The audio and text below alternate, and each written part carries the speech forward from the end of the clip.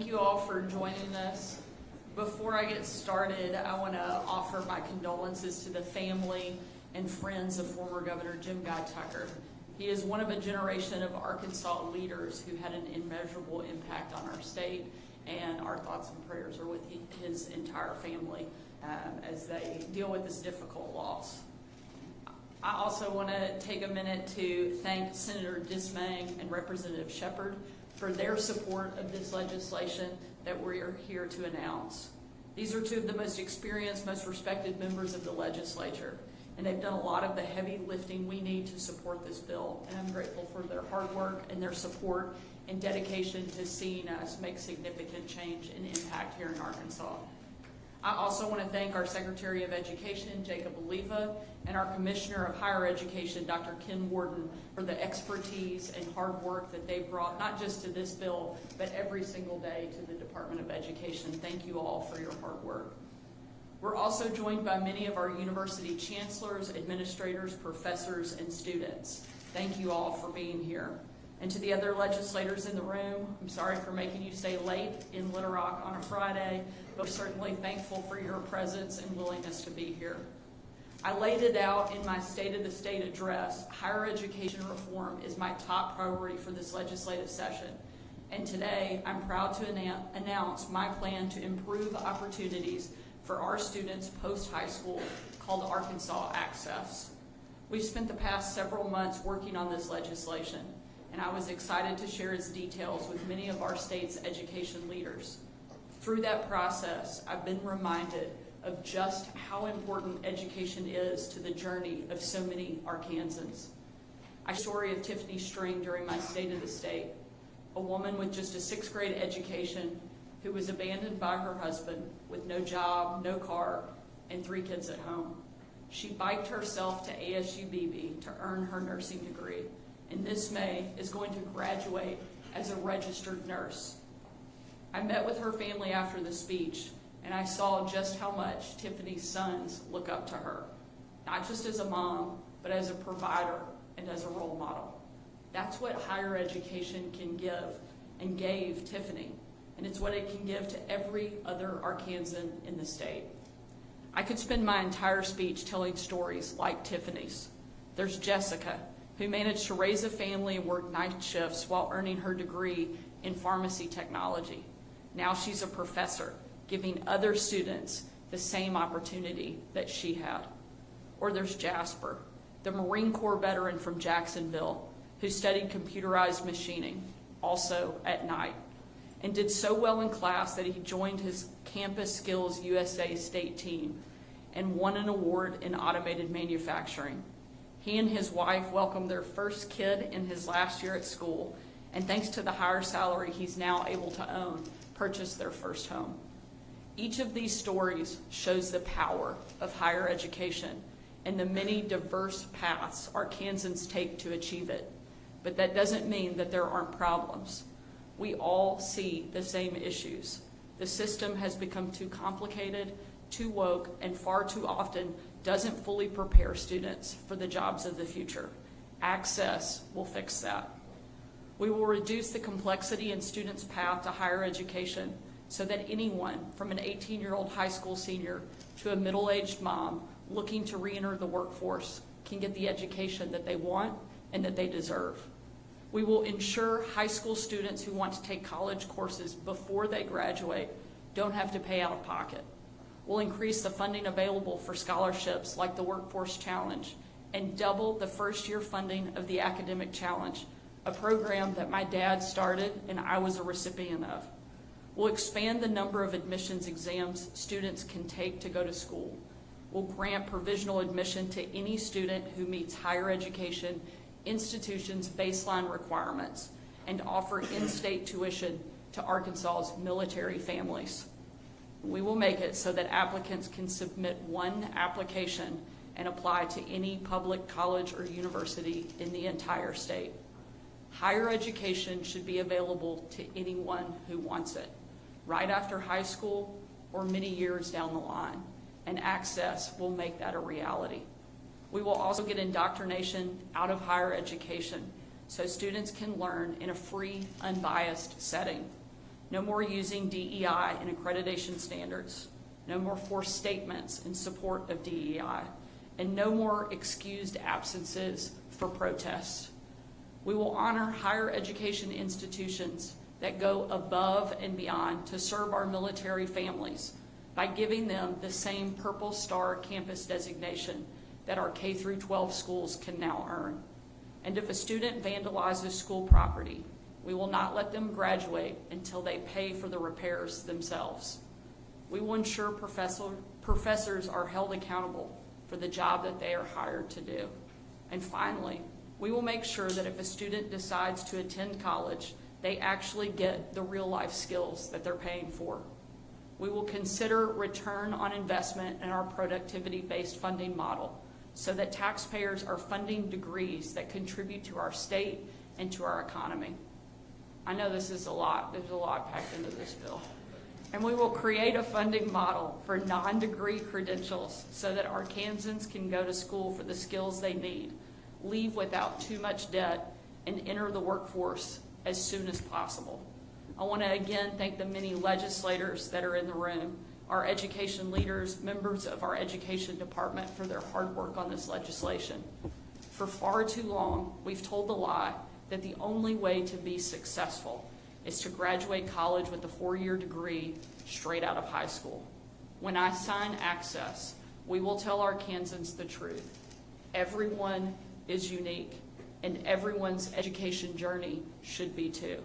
I'll now turn it over to our primary sponsors of the legislation. Let Secretary Oliva come back up to speak, and then we'll take a few questions. Thank you so much for being here. Most importantly, thank you for your commitment and dedication to making sure every single student in the state of Arkansas has a great pathway to success. Thank you so much for being here.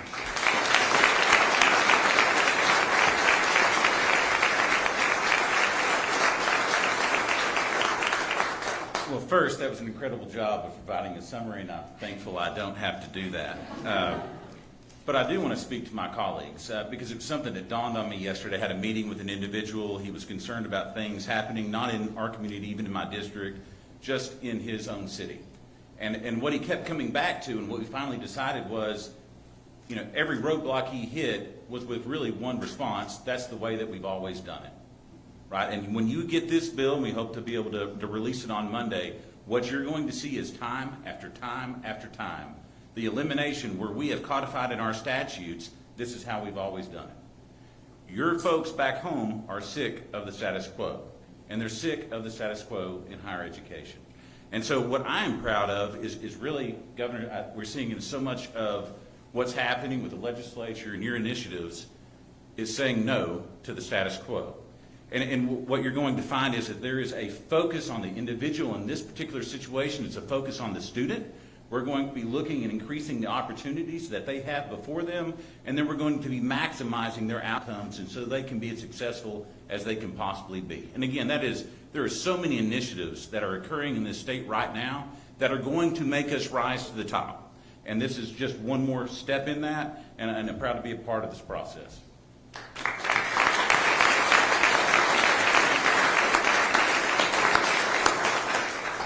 Well, I would just echo Senator Dismang's remarks. That's one of the things that I've noticed and that really has come to the forefront for me over the past 14 years in the legislature is that the status quo is not going to cut it. Doing the same thing the same way and expecting a different result is not going to cut it. And I want to thank the governor for her leadership, first with the LEARNS Act and with many other pieces of legislation, but then with the vision that she has cast with Access. And I think that as we look at this, and I approach this from a couple of different vantage points. One, as a legislator, someone who is obviously looking at it from the standpoint of my constituents and from the standpoint of the state as a whole, but then I also consider it from the standpoint of a parent who has 3 children, 2 of whom are in college right now, one is still in high school.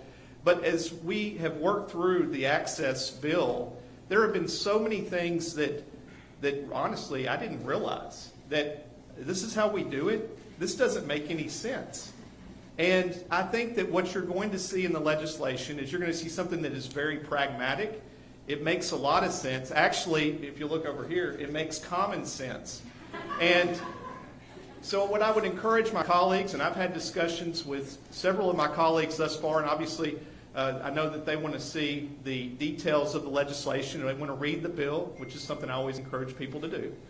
But I've also had conversations with many of the leadership of our higher education institutions, and I think this is going to be, this today is a day that we will look back at many years from now, and we will count not just a few lives that were changed, but generations that have been changed by what we're about to set forth on under the leadership of Governor Sanders. I'm thankful to just be a small part of this. I look forward to advancing this legislation. I look forward to sharing this legislation with my colleagues and with the state as we move forward. Thank you.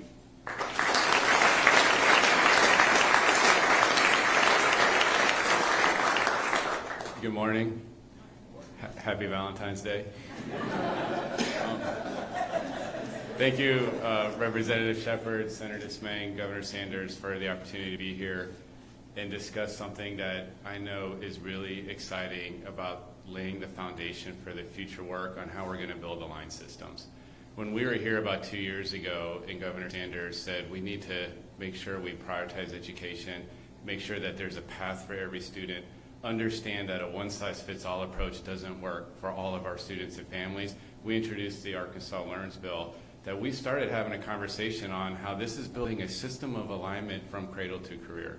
And oftentimes I get asked questions when I'm working in districts, meeting with stakeholders, and people ask me, why do we continually get the educational outcomes when we're investing so heavily in our students? Why aren't we seeing those great results? And I keep oftentimes saying, it's not that we don't have hardworking teachers, it's not that we don't have schools that are going above and beyond, great elected officials, great administrators, but if the system's not aligned and the system's broken, it's hard to be successful.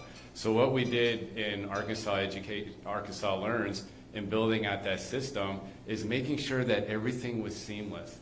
And there's a saying that says, bad systems beat good people every single time.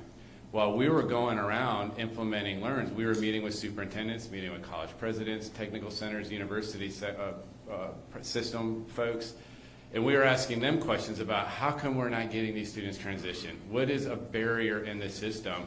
And we started for about the last year and a half putting pen to paper and saying, these are barriers stopping students from achieving what we call the 3 E's when they leave high school. Are they ready to be enlisted, employed, or enrolled? All of those obstacles and barriers need to be removed so the system is seamless and we can make that transition be successful. I'm excited about the work that's going into this bill because it is common sense and it is focusing on acceleration. Folks, we've got talented students that need a system that allows them to thrive, and we're going to build that, and this is what's so exciting is because Arkansas is going to continue to excel. So thank you for being here and part of this announcement, and we're really excited to engage in this next step of our journey.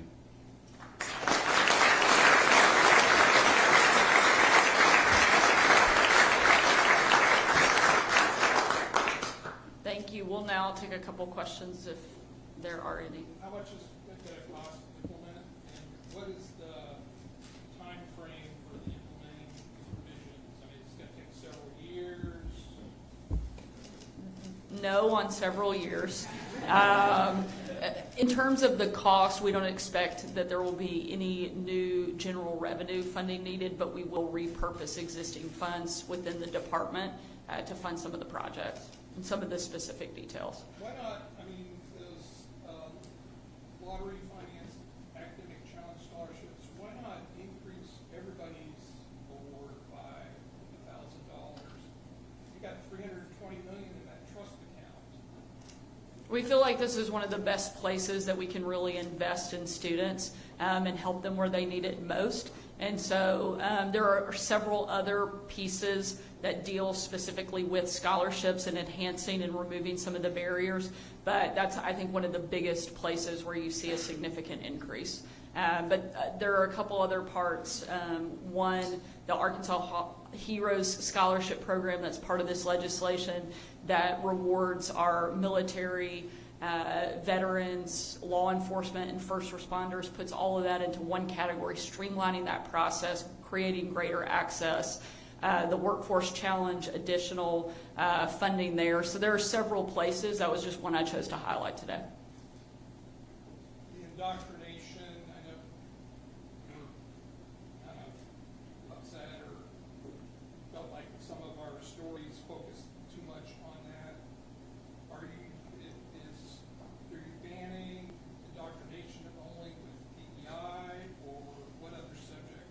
we believe that every student in the state of Arkansas should be able to learn in a free, unbiased environment. We want to uphold and enforce the Constitution and state and federal law, and we feel like this legislation certainly continues to do that and reflect it. I'm not upset, but I do think when you have a piece of legislation that contains as much substance as this does, for you to only focus on one part would be a total disservice to the people of this state. Do we get to ask questions of the sponsors? Absolutely. I'm always happy. Come on, Representative. What's, okay? Are you comfortable with indoctrination language? And what, if your wife asks you, what are you doing, what's the goal there, explain it. Do you think that if I'm sponsoring it, I'm comfortable with it? I mean, have I ever put my name on a piece of legislation that I didn't believe in? And I do believe in this. I've spent a lot of time on this, and I take it very seriously. To your point, you mentioned that my wife is a teacher. She's a public school teacher. And so I have high degree of respect for our teachers, both in K through 12 and in higher education. But I think we all understand that there's a difference between teaching and making sure that individuals understand the subject matter. And as a history and political science major from Ouachita Baptist University, I understand how it is to have debate and be able to discuss issues. But there's a difference between that and compelling individuals to affirm certain ideas that may be discriminatory in nature. And so I'm going to be comfortable. I'm comfortable with that. I've spent a lot of time on that. I want to thank the governor and the department, quite frankly, for their willingness to really get into the details. That this is not about just running something so we can say that we check the box. This is about running something that is going to make a difference and that I think is going to be needed. Again, I've had many discussions with individuals in higher education, and particularly on this language. I understand that this is going to be something that grabs a lot of attention. To the governor's point, I think at last count the bill was about 110 pages. This section is probably 5 or 6 pages, maybe. So it's a small part of a much larger bill, but I'm comfortable with it, and I'm going to be very comfortable with being able to explain and advocate for that bill. Not necessarily defend it, but to actually advocate that not only is this the right thing, it's the thing that my legislative colleagues need to join us in passing and moving quickly through the House and the Senate. Just to clarify, y'all won't file this bill until Monday, is that correct? Correct. Is there a reason why? Or do you want 2 stories? We'll take 5 or 6 if you It's just part of the drafting process. I mean, we have 135 members of the House and the Senate, the Bureau. We have a limited number of bill drafters, and so we are working through that process and continuing to look at the legislation and the language, because we want to do the best we can to put forward something that is the best possible bill that we can have when we file it on Monday. Does the state have too many universities and colleges, community colleges? I don't think that's addressed here, but what it does address is the student. And I think as long as that student is successful, these university systems or career tech, whatever it may be, that are providing a needed service to those students, they will be successful. And so in a sense, I think that'll answer itself as we move through. But this does nothing to address the number of schools that we have. And you asked a question about the lottery scholarship and should we do more? I think at a minimum we have to do more with 1,000. I think there's a bigger conversation that has to happen. There was a constitutional amendment passed that deals with technical schools, and we're not sure what that amount will be because it is still kind of in flux with what members are looking to maybe propose or not propose. But at its basic, I think we did a disservice when we set that amount at $1,000 for a first-year student. And the reason why it is just not enough of an incentive to get someone to pull the trigger to make that commitment to go on to the next step coming out of high school. So again, I think this is what we can do now. I agree with you. We have let the fund grow too large, and we will continue to revisit that year after year and make sure that we're maximizing the dollars that are going to the students. How many co-sponsors do you guys have? Co-sponsors? I haven't counted because we haven't asked for any yet because we respect our colleagues. Well, we've got one that's raising his hand here. Our focus has been on the language of the legislation. I made the comment the other day that sometimes I believe we'll have many co-sponsors if that's the route we go. Sometimes you run bills and you run it with just a lead sponsor on each end. I anticipate that we will file it and then likely we'll amend on co-sponsors. Our focus has not been on trying to have a scavenger hunt to see how many signatures we can get on the bill at the outset. Our focus has been on drafting the language, and then we respect our colleagues enough to let them read the bill, and then they can make the determination as to whether they want to go ahead and put their name on it. I expect that we will have many that will want to sign on. I've already heard from many, even just based on the broad concepts we've discussed, but we believe we'll have very strong support. Can I ask Secretary of Education, go ahead. So roughly how many people are kids are in higher ed? Is it 140,000? Is there about 140,000? Yeah, Is there? 146, This 156. thing's called Access. Is there a goal? Can you repeat that? I said the bill is called Access. Is there a goal? Well, In so this terms is, of the number of students? sure. So I always say that education is the ticket to prosperity. And when we look at even some of the national census data that looks at measuring a figure called attainment, and that's the adults in this state, age 22 to 65, which is considered a working age, that starts at a very basic metric that says they have gotten at least a high school diploma. We're 40th in the nation. So when we talk about access, if you don't have access to a high school diploma, you're limiting your ticket to prosperity. So this bill starts pushing an accelerated mindset that we can achieve the very minimum expectation, and that's getting a standard diploma. When you measure Arkansans that have a high school diploma and maybe an industry certification or some college or a degree, we fall even further in the rankings. So this isn't about a number saying I want to hit 200,000, 300,000. I want everybody to achieve their personal desired outcome and be on a highway that leads them to be independent and successful in life. And that highway needs to have exit ramps and on-ramps. Everybody needs to leave our system ready to be enlisted, employed, or enrolled. And that's not independent of each other. Some people get enlisted so that they can become enrolled. Some people get enlisted so they can become employed. Some people become employed so that they can become enrolled. It's all about creating a system that sets everybody up for success. Right now, because we're not standardized and unified and coordinated, we have unnecessary roadblocks and measures that discourage students and families from participating in prosperity, and we're going to remove that. Could you guys provide some examples of things that would be examples of adoption that would be illegal under this legislation? In writing, examples, real life examples. So we hear anecdotally, and we've had folks send us stuff, so I'd have to go through my archives to see if I still have it, about where professors may be giving an assignment to a student, or adults are having to participate in professional development where they are being compelled to adhere, affirm, or adopt a certain point of view or a belief. And I can put a call out to parents to send me information right now to say, show me that assignment where if a student didn't write in a particular point of view, graded differently. That has happened in this state, and we need to make sure we're protecting those students from those possible indoctrinations because they have a right to decide what's best for them. This is about teaching students how to think, not what to think. And when we're in a classroom, I want to be clear to all our professors.